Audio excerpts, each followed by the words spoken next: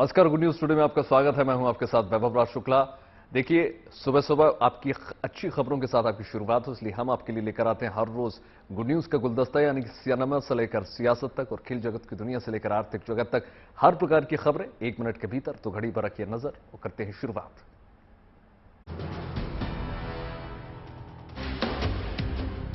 ढाका में भारत और बांग्लादेश के बीच खेला जा रहा दूसरा और आखिरी टेस्ट रोमांचक मोड़ पर पहुंच गया है। टीम इंडिया को जीत के लिए 100 रन की दरकार है, जबकि बांग्लादेश की टीम जीत से 6 विकेट दूर है। तीसरे दिन का खेल खत्म होने तक इंडियन क्रिकेट टीम अपनी दूसरी पारी में 4 विकेट खोकर 45 रन बना चुकी है। भारत को जीत के लिए अब भी 100 रनों की जरूरत है। अक्षर पटेल 26 रन और उनादकट 3 रन बनाकर नाबाद हैं। जीत के लिए 145 रन के लक्ष्य का पीछा करते हुए भारत की शुरुआत खराब रही। केएल राहुल 2 रन बनाकर शाकिब का शिकार बने। गिल 7 रन बनाकर कैच आउट हुए। चेतेश्वर पुजारा भी सस्ते में 6 रन बनाकर आउट हुए। वहीं विराट कोहली ने एक बार फिर निराश किया, वो 1 रन बनाकर कैच आउट हुए। इससे पहले बांग्लादेश की दूसरी पारी 231 रनों पर सिमट गई थी। पहली पारी के आधार पर भारत को 87 रनों की बढ़त मिली थी। ऐसे में जीत के लिए 145 रनों का टारगेट है। आज पूर्व प्रधानमंत्री अटल बिहारी वाजपेयी की जयंती है। आज देश भर में उन्हें श्रद्धा सुमन अर्पित किए जा रहे हैं। इस मौके पर प्रधानमंत्री नरेंद्र मोदी बीजेपी नेताओं के साथ उनके समाधि स्थल सदैव अटल जाएंगे और श्रद्धांजलि अर्पित करेंगे। वहीं कांग्रेस सांसद राहुल गांधी भी आज अटल जी को पुष्पांजलि अर्पित करने पहुंचने वाले हैं। अटल बिहारी वाजपेयी का जन्म ग्वालियर में 25 दिसंबर 1924 को हुआ था। उन्होंने पत्रकार, कवि और फिर राजनेता के रूप में अपनी पहचान बनाई। अटल जी पंडित जवाहरलाल नेहरू के बाद लगातार 2 बार प्रधानमंत्री बनने वाले भारत के दूसरे नेता थे। 1998 में पोखरण में परमाणु परीक्षण करके उन्होंने पूरी दुनिया को चौंका दिया था। अटल जी की जयंती पर विभिन्न बीजेपी शासित राज्यों में बड़े पैमाने पर कई कार्यक्रम आयोजित करने की तैयारियां हैं। कई जगह इस मौके पर रैलियां भी निकाली जाएंगी।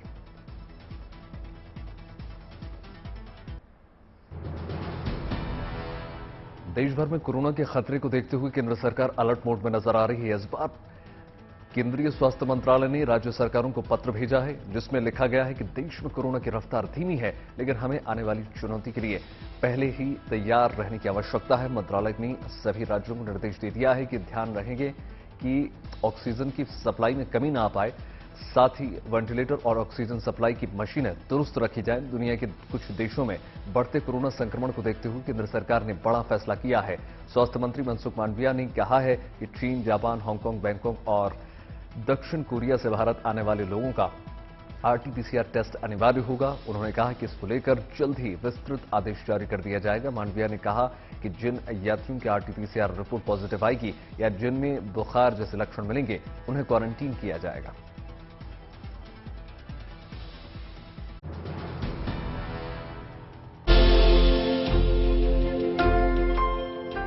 ये तस्वीरें मोती की खेती की हैं।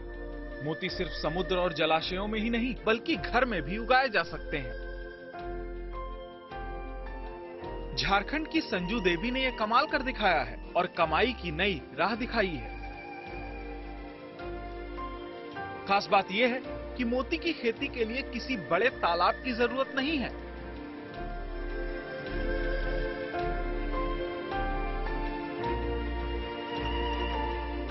संजू देवी ने अपने घर में ही सीमेंट से बने पानी की छोटी छोटी टंकियों में मोती की खेती शुरू की है। संजू देवी पिछले 8 महीने से मोती की खेती कर रही हैं और अच्छा मुनाफा कमा रही हैं। मोती को तैयार करने में करीब 12 से 15 महीने लग जाते हैं। इसके लिए सीप को खास तरीके से टंकियों में रखा जाता है और हर 10 से 15 दिन में उसका पानी बदला जाता है। रांची से आकाश कुमार के साथ गुड न्यूज टुडे।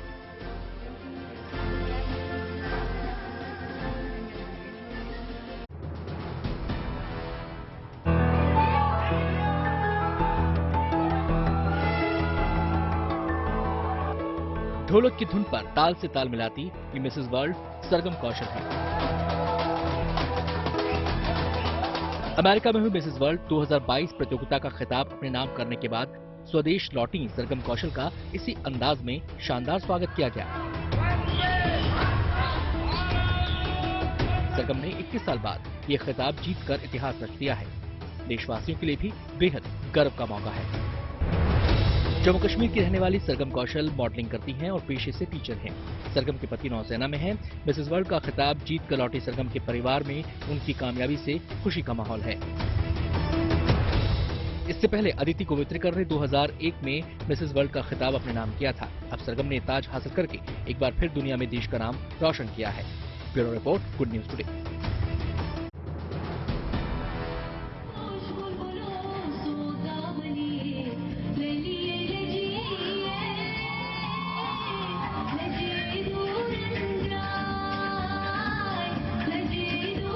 श्रीनगर में इंटर कॉलेज कल्चर प्रतियोगिता की ये तस्वीरें हैं, जहां छात्र छात्राओं ने अपनी कला और संस्कृति की झलक पेश की।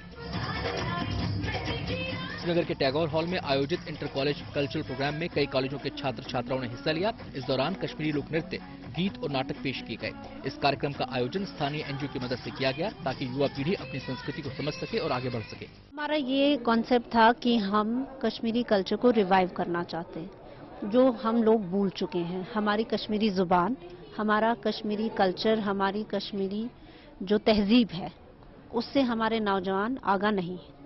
उस चीज़ को रिवाइव करने के लिए हमने डिफरेंट कॉलेजेस को इसमें पार्टिसिपेट कराया है as an inter college competition.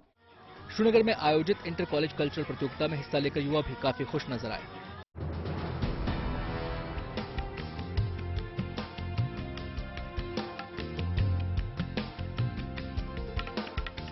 आज के आधुनिक समय में जिस लजीज खाने की तारीफ होती है, उसका लुत्फ उठाने के लिए हर कोई बेताब हो जाता है। खाने पीने के शौकीनों के लिए अहमदाबाद में सृष्टि संस्था की ओर से सात्विक फूड फेस्टिवल का आयोजन किया गया है, जहां 150 से ज्यादा व्यंजनों का लुत्फ उठाया जा सकता है। जैसा अन्न वैसा मन, जैसा खाएंगे वैसा सोचेंगे।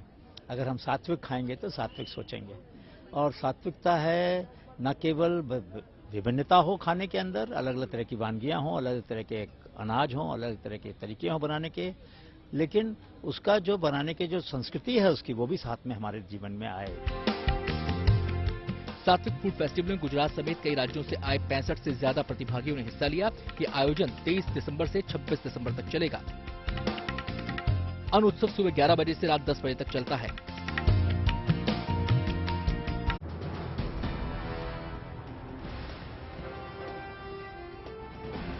रंगारंग तस्वीरें दिल्ली के जवाहरलाल नेहरू स्टेडियम की हैं, जहां 4 दिवसीय नॉर्थ ईस्ट फेस्टिवल का कार्यक्रम चल रहा है। नॉर्थ ईस्ट फेस्टिवल का 10वां संस्करण है, जहां रंगारंग डांस कार्यक्रम, music show, fashion show, open mic session से लेकर इंटरेक्टिव सेशन, कला और फोटोग्राफी प्रदर्शनियां भी लगाई गई हैं। अरुणिमा ग्रुप के विद्युत विकास भोयान के नेतृत्व में सांस्कृतिक प्रस्तुतियों के लिए 300 कलाकार हिस्सा ले रहे हैं। वहीं देश के टॉप रॉक बैंड यहां परफॉर्मेंस देंगे।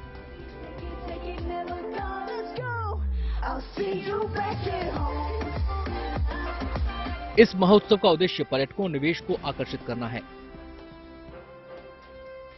देश की राजधानी दिल्ली में कोविड मामलों में उछाल की वजह से पिछले 2 संस्करण गुवाहाटी में एक हाइब्रिड मॉडल में आयोजित किए गए थे।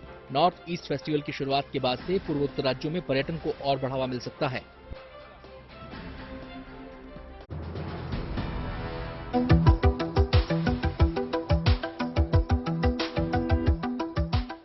सेना के शौर्य और उनकी वीरगाथा आप अक्सर सुनते होंगे, लेकिन आज हम आपको आर्मी ऑफिसर्स की पत्नियों की कला और हुनर से रूबरू करवाते हैं। दिल्ली की ललित कला अकादमी में 1 हफ्ते तक चलने वाले पेंटिंग एग्जीबिशन का आगाज हो चुका है, जहां आर्मी ऑफिसर्स हाउसवाइफ्स की बनाई पेंटिंग्स की प्रदर्शनी लगाई गई है। इन पेंटिंग्स के जरिए आर्मी वाइफ्स ने अपनी कला और जीवन के अनुभवों को शानदार तरीके से कैनवस पर उकेरा है, जिसमें अध्यात्म, प्रकृति, इमारत, लैंडस्केप के अलावा कई गंभीर मुद्दों पर प्रकाश डाला गया है।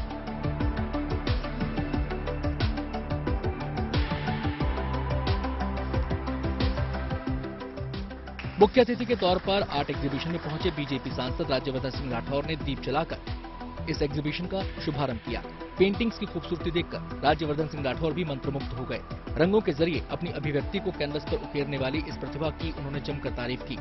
1 हफ्ते तक चलने वाली इस पेंटिंग एग्जीबिशन में जाकर आप लोग भी कला के सौंदर्य को देख सकते हैं। क्रिसमस के मौके पर पहाड़ों की रानी शिमला में सैलानियों की जमघट देखने को मिल रही है, जहां क्रिसमस से एक दिन पहले ही पर्यटकों का भारी जमावड़ा उमड़ पड़ा। शिमला के ऐतिहासिक रिज मैदान में पर्यटक अपने परिवार वालों के साथ और दोस्तों के साथ क्रिसमस के जश्न मनाने पहुंच गए। भारी संख्या में टूरिज्म को देखने के लिए होटल कारोबारियों के चेहरे भी खिले हुए हैं। शिमला में सैलानियों की इतनी भीड़ है कि ट्रैफिक पुलिस जाम खुलवाते नजर आ रहे हैं। 2 साल कोरोना महामारी की वजह से पर्यटन को काफी नुकसान पहुंचा है, होटल इंडस्ट्री को इससे करोड़ों का लॉस लगा। लेकिन अब सैलानियों की संख्या में इजाफा होने से शिमला के टूरिज्म ने फिर से रफ्तार पकड़ ली है। क्रिसमस और न्यू ईयर मनाने के लिए यहां रोजाना लाखों लोग पहुंच रहे हैं। क्रिसमस को लेकर होटल्स में सांस्कृतिक कार्यक्रम के साथ साथ गाला डिनर और कई तरह के इवेंट्स किए जा रहे हैं। वहीं कोविड के बढ़ते खतरे को देखते हुए लोगों से कोरोना प्रोटोकॉल का पालन करने की अपील की जा रही है। ट्रिप एंजॉय के साथ साथ सभी जरूरी एहतियात बरत रहे हैं।